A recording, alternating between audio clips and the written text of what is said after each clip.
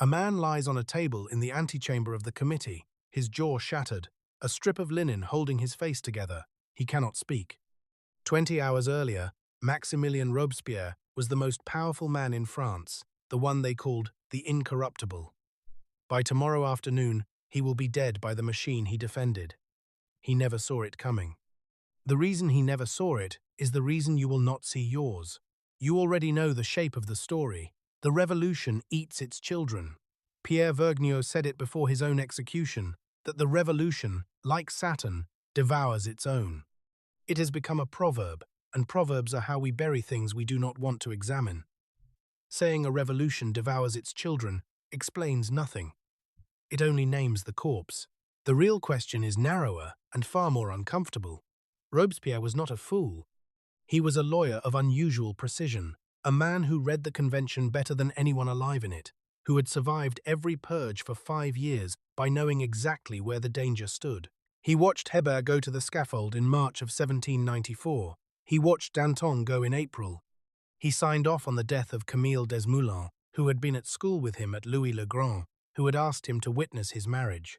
He knew, better than any man in Europe, what the machine did to people. And still, on the morning of the 9th of Thermidor, he walked into that hall believing he was safe.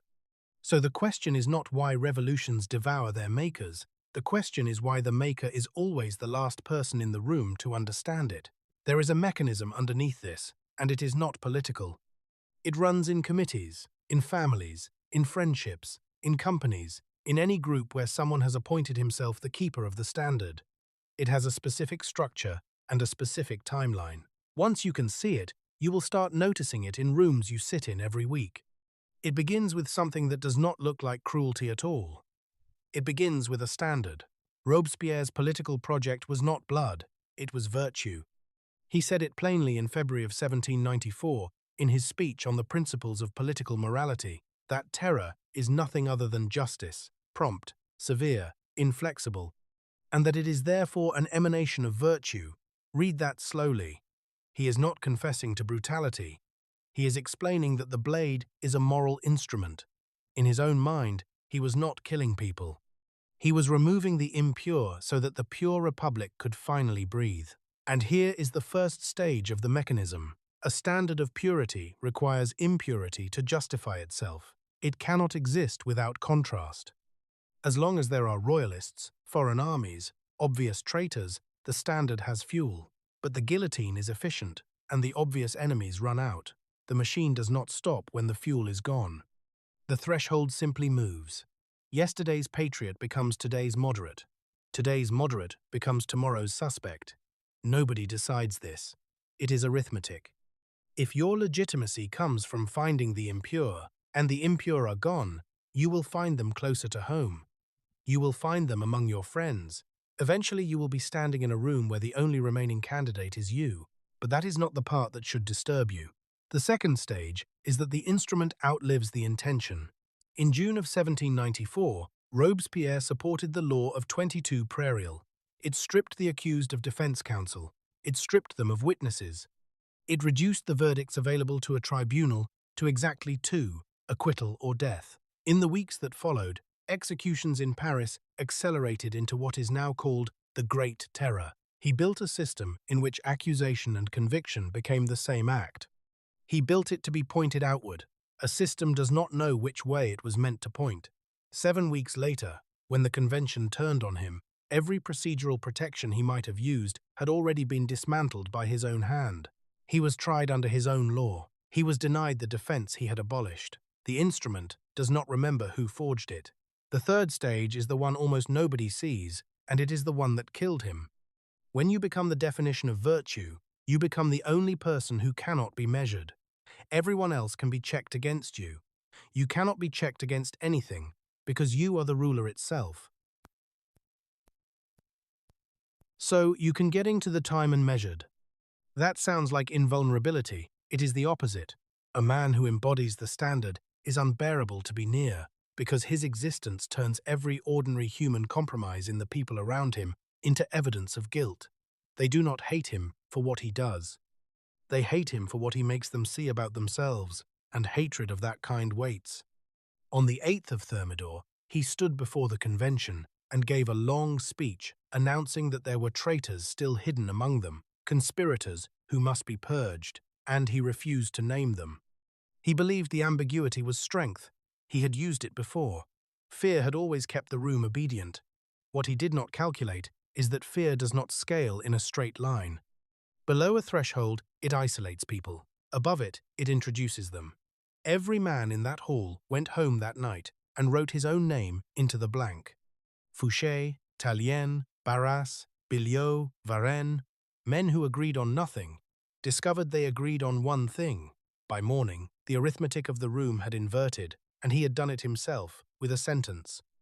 Nietzsche saw the whole architecture of this and gave it a name. In the genealogy of morality, he described ressentiment as the condition in which the desire for revenge, denied any direct outlet, turns creative and invents a morality. It does not experience itself as revenge. That is the entire point. It experiences itself as justice, as purity, as the defense of the good.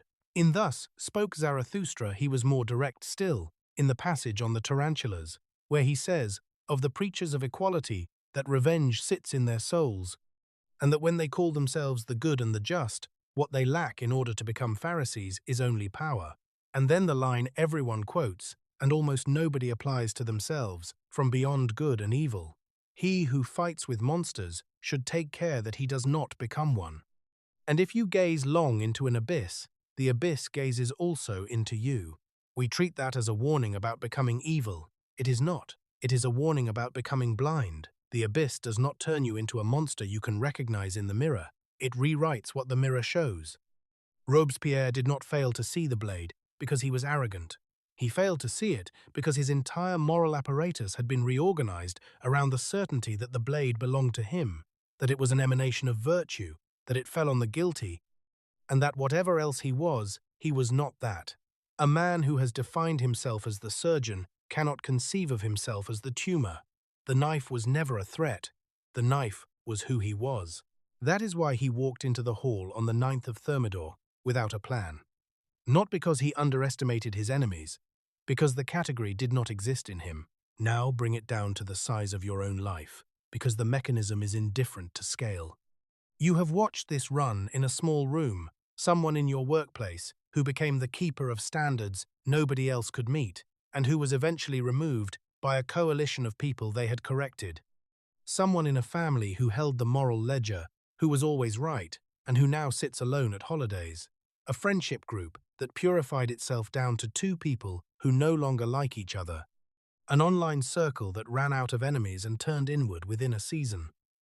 It is the same machine, running on the same fuel, at a different volume, and the diagnostic is simple. Whenever you find yourself certain that your anger is not anger but principle, that your exclusion of someone is not exclusion but hygiene, that your severity is not cruelty but an emanation of virtue, you are standing exactly where he stood, not because you are cruel, because you have stopped being able to see the difference, and the not seeing is the condition itself.